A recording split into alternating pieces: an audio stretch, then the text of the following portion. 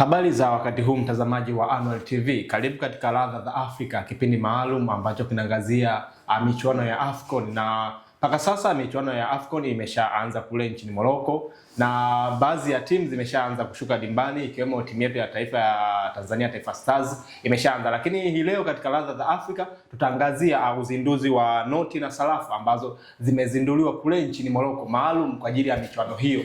Jina langu ni Daudi Julius, niko na mchambuzi wangu hapa Leopard John. Leopard. Bwana Leopard. Mambo vipi? Bwana shwari. Bana, AFCON imeshaanza bana kule Morocco, na hapo jana timu yetu ya Taifa Stars tumepoteza. Umeona bana, lakini tuachilie mbali na timu yetu ya Taifa Stars. Kwa taarifa za haraka ni kwamba Morocco wamezindua noti na sarafu. Hii inaashiria gani? Hii inaakisi nini kwa michuano hii ya AFCON? Kwanza ni kukiri kwamba michuano imechukuliwa serious na serikali ya kifalme ya nchi ya Morocco mpaka kufika hatua ya kuweza kutengeneza noti na sarafu ambazo zinakwenda kuwa na icon ya hii michuano. Kwa wale ambao wamepata bahati ya kuweza kuishuhudia hii noti pamoja na sarafu, kwenye muonekano wa ile fedha kuna uwanja wa Prince Moulay Abdelrahman Stadium, uwanja ambao ndio umetumika kwenye ufunguzi wa hii michuano ya AFCON. Na mwenye hilo jina alikuwepo pia kwenye ufunguzi ule. Huyo Prince Moulay Abdelrahman Stadium alikuwa ni mtoto wa mfalme wa Mohamed wa 5, lakini yule aliyokuja kufungua alikuwa ni anaitwa Hassan Moulay. Tukumbuke hizi ni tunasema ni familia za kifalme zinakuwa zinafanana majina, lakini ni watu wawili tofauti. Prince Moulay Abdelrahman yeye amekwisha fariki miaka ya nyuma. Kwa hiyo kwenye zile noti yupo uwanja wa Prince Moulay Abdelrahman, uwanja ambao ulitumika kwa ufunguzi wa hii michuano kati ya Morocco wenyeji, lakini pia na Komoro, mchezo ambao ulisha bao 2-0. Lakini pia uwanja huo ndio utakaotumika kwa ajili ya mchezo wa fainali ambapo itakuwa ni Januari 18 mwakani 2026. Kwa hiyo unaona taifa la Morocco limewaza mbali mpaka kufikia. Unajua kwa wakati huu ulimwengu mzima mchezo wa soka umekuwa ni kama vile sehemu moja wapo pia ya biashara, na wao wameona kupitia hii michuano ambapo sasa hivi ulimwengu na bara zima la Afrika macho yote yapo nchini Morocco kushuhudia hii michuano mikubwa kwa ngazi ya bara.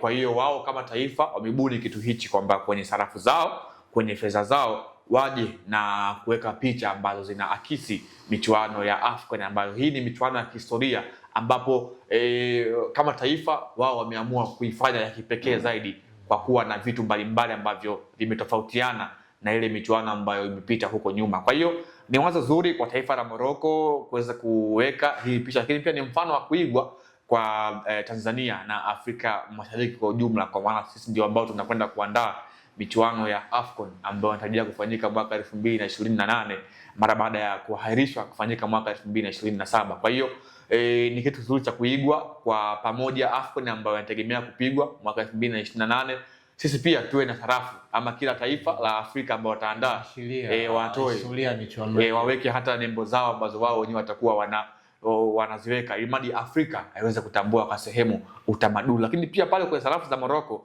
ziko picha za wafalme na noti. Naona zimegawanyika, kuna Mohamed wa 5 na Mohamed wa 6. Wote hawa wameshawahi kuwa wafalme. Kwa hiyo hii inakwenda pia kuwa sehemu ya historia kwa taifa la Morocco kwamba wamekwishawahi kuhodhi michuano mikubwa kwa ngazi ya mataifa barani Afrika kwa maana ya michuano ya AFCON. Kwa sarafu hizi pamoja na noti zitatumika tu kwenye michuano ya AFCON au ndio itakuwa ni maisha yao yote?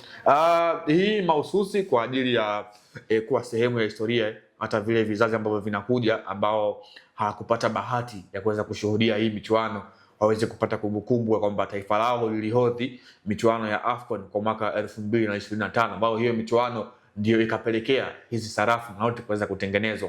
Na ikumbukwe hawa Morocco wamepewa pia hiyo hadhi ya kuandaa michuano ya kombe la dunia mwakani 2020 mwaka 2030, michuano ambayo itafanyika katika nchi 3 za barani Ulaya ambapo ni Ureno, Hispania na Morocco. Kwa hiyo ukikompare tukio hili la AFCON lakini pia kwa ile tukio la kombe la dunia, unaona taifa la Morocco limeamua kujiuza zaidi katika miaka ya mbele ili mradi dunia iweze kuwatambua sio tu mbali na timu yao taifa, lakini pia hata kwenye masuala ya kibiashara kwa sehemu moja ama nyingine wameamua kutangaza ule utalii wa ndani kupitia fedha zao. Kwa maana sasa hivi tunafahamu Morocco ndio taifa ambalo kwa michuano ya kombe la dunia linapigiwa upatu sana kutokana na kile ambacho alikifanya kwenye michuano mwaka 2022 pale nchini Qatar kufika hatua ya nusu finali. Kwa hiyo Morocco ameona mbali, na hiki ndicho kitu ambacho kinatakiwa kwenye kuandaa hii michuano, kwa sababu taifa pia linakuwa linaangalia upande wake wa kiuchumi,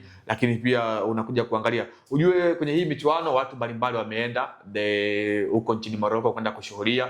Tumeona sisi pia nchini kwetu baadhi ya waandishi wa habari wakubwa wameenda huko, akiwemo Shafi Dauda ni miongoni mwa watu wameweza kushuhudia. Kwa hiyo inaweza kuwa sehemu pia ya kuweza kuwa motivate watu kuweza kuzichukua zile pesa na kufanya biashara ya kubadili pesa. Kwa hiyo unaona kama vile biashara hivi ambayo taifa la Morocco limeamua kuliingiza katika michuano ya AFCON, na hii ndio akili ambayo mataifa yoyote yenye taka uchumi wao kukua kupitia soka, wanaona mchezo wa mpira wa miguu ni fursa kwa sehemu moja ama nyingine, wanaamua kuutumia vyema hii michuano. Na michuano ya AFCON ndio imekuwa michuano ambayo by the way imekuwa inafanya taifa liweze kujikwamua kutoka pale ilipokuwa. Tumeona mataifa kadhaa ambao wamekwishawahi kuandaa hii michuano wamekuwa wakipitia kwenye kipindi kizuri, hata kama taifa lilikuwa lipo kwenye uchumi mdogo. Kwa hiyo Morocco create ama wamebuni kitu kizuri ambacho kwenye uchumi wa taifa nao pia inaweza ikachangia kwa sehemu moja ama nyingine.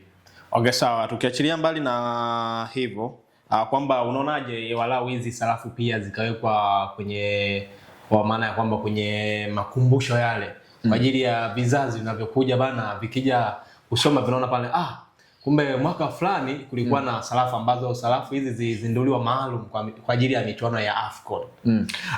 Daud Julius, nikwambie kitu kimoja, sisi tunakuwa tulikutana na zile shilingi 10 kipindi hicho sisi tulitumia, lakini mimi kusema kweli sijawahi kuzitumia, lakini tukazikuta zile fedha kutokana na kuweza bado kuendelea kutumika, lakini sasa hivi hazitumiki. Kwa hiyo nazo pia hizi sarafu na noti ambazo wamezitengeneza huenda zikawa sehemu ya historia, lakini pia vile vizazi vikaja kuelezewa pengine na wale wazee wa wakati huo, au pia hata kuweza kuzikuta bado zinatumika na kuweza kuona hapa naona uwanja wa Prince Moulay Abdelrahman Stadium. Huu utakuwa ni uwanja ambao ulitumika kwa michuano ya AFCON mwaka 2025. Na swali kidogo hapo kwenye sarafu zetu, sasa hivi zimekuwa ni adimu sana, na kuna baadhi ya watu wanakuwa wamezitafuta, zimeenda wapi zile sarafu? Unajua ni kutokana na benki kuu zimekuwa hazizitoi tena. Kwa hiyo ni kama vile toleo lililopita, sasa hivi wanakuwa na deals na hizi shilingi 100, 200, 500, lakini zile ambazo zilikuwa za zamani sasa hivi hazitumiki, zimekuwa hazina kazi tena, maana hakuna matumizi nazo. Watu ambao wanazipeleke kwenye nyumba ya makumbusho hapo ya vijaji. Makumbusho nilipata bahati kufika makumbusho Dar es Salaam pale, nikashuhudia mwenyewe miongoni mwa fedha hata zile nini za Kijerumani, rupia pia nazo zipo pale, tulizikuta zipo pale makumbusho. Kwa hiyo ni sehemu pia ya historia kwa sehemu moja ama nyingine. Sawa sawa. Kwa mataifa ambao pia yanatamani kuandaa michuano mikubwa kama hii ya AFCON pamoja na kombe la dunia, je, wanatakiwa waige mfano mzuri kutoka kwa Morocco? Nimezungumza katika sehemu ya kibiashara, hasa Tanzania, Kenya na Uganda, ambao hawa ndio waandaaji wa michuano ya AFCON inayofuatia mwaka 2028 pale Afrika Mashariki, ambayo imepewa jina ya Pamoja Bid AFCON. Ni kitu kizuri ambacho inabidi wakiige by the way, kwa maana uchumi pia utakuwa, watu watakuwa wanatamani kuifahamu hiyo fedha, watu pia watakuwa wanatamani kufanya ile exchange ya fedha. Unakuwa unafanya biashara, fedha yako inaweza ikawa maarufu ulimwenguni, lakini pia Afrika kwa sehemu moja ama nyingine. Leo hii tupo hapa tunaizungumza fedha ya Morocco. Huoni kwamba itakuwa ni kitu kikubwa sana kama sisi wenyewe pia siku media moja ya Morocco ikae chini ianze kuizungumza shilingi ya Tanzania wakati ambayo imetolewa kwenye michuano ya AFCON. Kwa hiyo kwa sehemu moja uchumi wa nchi huenda ukawa unazungumziwa sana, ama unaweza ukapanda kwa sehemu moja ama nyingine kutokana na hichi ambacho kinafanywa. Lakini by the way, mimi nafikiri Morocco amefanya hivi kwa lengo kubwa la kumeki historia ya michuano ya AFCON, na hapa ndio tunakuja kuona kwamba mataifa mengine namna ambavyo wamekuwa wakitolea macho hii michuano na kuiona positive sana na yenye manufaa kwao kuliko tukopuuzia. Mimi amna kitu ambacho kiliniudhi kama ambacho sikupendeza nacho hata michuano ya CHAN Tanzania tukiwa wenyeji, nakuta kulikuwa hakuna ile promotion sana kwamba sisi ndio tutakuwa waandaaji, bali tu mabango ambayo yalikuwa yamewekwa baadhi ya maeneo mjini pale Dar es Salaam, lakini kulikuwa hakuna ile motivation kubwa ya kusema kweli kila mtu atakapoingia. Yaani Morocco walipewa hati ya kuandaa hii michuano nafikiri mwaka 2023. Lakini promotions zilianzia pale walipopewa. Walikuwa wameweka mabango airport, mtu akifika anaona AFCON Morocco 2025 marhaba, ambao ndio kauli mbiu yao ya hiyo michuano. Sisi hii leo hatuna hiyo icon kwamba Tanzania tutahozi michuano ya AFCON mwaka 2028 ambayo itafanyika Afrika ya Mashariki, kwa maana Tanzania, Kenya na Uganda. Kwa hiyo hata kama mtu ana mpango wa kufanya project kwenye hii AFCON atashindwa kwa sababu hakuna promotion yoyote. Wanasubiri mpaka ibakie siku 10 ndio waanze kuweka mabango ili madi waanze kupromote. Lakini Morocco wao kwa kutambua kwa michuano ya AFCON ukatilia mbali tu kwamba mambo ya kimchezo, lakini pia burudani, lakini pia ni sehemu ya biashara na uchumi pia wa nchi kukua kwa sehemu moja ama nyingine. Sababu wageni wote wanaokuja lazima watumie zile. Kuna wafanyabiashara wa hoteli, kuna wafanyabiashara kama sisi kwetu mama uza matunda, wanaweza kujipatia riziki kutoka kwa watu ambao wanatembelea, kwa sababu sisi nchi yetu imejaliwa kuwa nchi ya amani na upendo, lakini pia ni nchi ambayo hali ya hewa pia inaruhusu. Mimi binafsi yangu najivunia kuzaliwa Tanzania. Sawa, katika kitu kizuri ambacho pia kimenifurahisha kwa upande wangu kupitia hizi noti pamoja na sarafu, nimeona kuna uwanja, kuna ramani ya Afrika pia na pia kuna wachezaji wamechorwa pale. Hii inaashiria nini? Hiyo inaashiria kwamba bara ambalo Morocco yenyewe inatoka kwa maana bara la Afrika, na tunafahamu watu wengi wamekuwa wanazungumza negatives juu ya timu ya taifa ya Morocco, lakini pia kile ambacho kilitokea mwaka 2022 pale Qatar mara baada ya mchezaji mmoja wa timu ya taifa ya Morocco kuzungumza kauli ambayo ilizua utata baadaye juu ya kile ambacho alikizungumza. So wameamua kuonyesha sovereignty kwa sehemu moja ama nyingine na kudhihirisha ishara kama kwamba yale yaliyotokea kule kwamba same bana ni kama sehemu ya kuomba radhi, na wao pia ni wa Afrika na wanatambua. Lakini pia kwa wachezaji ni kuwaheshimu wale ambao wanakifanya hivi leo. Unajua hiki kizazi ambacho Morocco sasa hivi wako nacho, nafikiri ndio kizazi cha dhahabu zaidi kuweza kupita katika ardhi ya nchi ya Morocco. Wakina Ashraf Hakimi, wakina Saibari, wakina Ibrahim Diaz, wakina Ayub El Kahabi, wakina Sofiane Rahimi, hawa wote ndio golden generation katika nchi ya Morocco. Kwa hiyo kuwaweka pale itakuwa pia nao pia ni sehemu ya kuwaenzi kwa namna moja ama nyingine. Ni kikosi ambacho ama ni wachezaji ambao wameshafanya makubwa mara kadhaa katika michuano mikubwa ulimwenguni, hasa kufika michuano finali, nusu finali ya michuano ya kombe la dunia mwaka 2022 pale nchini Qatar huko katika bara la Asia. Katika kitu ambacho najiuliza maswali ni kwamba kwa nini katika hizi noti na sarafu wamemweka Mohamed wa 5 na Mohamed wa 6? Kwa nini watu wawili? Hao ndio wafalme ambao wametoka siku za hivi karibuni, na hao ndio wamekuwa wametawala kwa muda mrefu. Nafikiri Mohamed wa 5 ndio mfalme ambaye ametawala kipindi kirefu katika nchi ya Morocco, na ana heshima yake, ana hadhi, lakini pia anafahamu kile ambacho kimekuwa kikiendelea katika historia ya Morocco. Unajua wakati nimepata wasaa wa kuisoma nchi ya Morocco, nikaona kwamba nchi ya Morocco imeshawahi kupigana vita dhidi ya taifa la Algeria, ambavyo vita vilikuwa vinaitwa vita vya ni sand war, kwa maana vita vya mchanga. Hapana, ilikuwa ni miaka ya 1960 huko. Kwa hiyo muda mrefu. Kwa hiyo unakuja kuona Mohamed wa 5 pia alikuwa ni sehemu ya ule mpango wa jeshi la Morocco kuweza kupigania ardhi ya Algeria ambayo alikuwa nao. Lakini pia hata hii leo huu mgogoro bado upo, japokuwa umekuwa una negatives nyingi. Tumeona katika kombe la shirikisho barani Afrika Yosef Moualdia alishindwa kuingia nchini Morocco na kuweza kuondoshwa kwenye sababu hizo ambazo hadi leo bado zipo. Kwa hiyo nilipata wakati nikasoma ile vita chanzo zake ni nini, lakini pia mataifa ambayo yalikuwa yanaunga mkono. Kwa faida ya mtazamaji wa Annual TV, unaweza kumpitisha kidogo kwenye hiyo historia? Of course ilikuwa ni mwaka 1967 I think, katika taifa la Morocco walipigana vita na taifa la Algeria, ambao walikuwa wanagombania kipande kidogo cha ardhi ambacho kilikuwa kinakaribiana na bahari ya Pacific. Unajua haya mataifa ya kaskazini mara kadhaa yamekuwa yanakaribia ile bara la Ulaya ambayo ndio ipo bahari ya Atlantic, I think, yes of course. Kwa hiyo kutokana na kila mtu kusema kwamba ile ni eneo lake, wakashinda kukubaliana na kuweza kila mmoja waachane mwanga. Na hivi vita vya mchanga, kwa maana walipigana katika ile eneo la tambarare, katika unajua kule kuna majangwa sana, kwa hiyo wakapigana katika lile eneo. Lakini baadaye wakakaa chini na kusaini mikataba ya amani, kwa maana hawa wote ni watu ambao wanashahabiana katika ule umoja wa mataifa ya Kiarabu, wakakaa chini na kuanza kuyamaliza haya yote. Lakini bado siku za hivi karibuni imeibuka tena kidogo, kila mmoja anataka kuonekana mwamba. Safari hii wakiwa wanaigombania kipande cha Mauritania ambacho kipo karibu, kila mmoja akisema ni kipande chake ambacho anastahili kuwa nacho.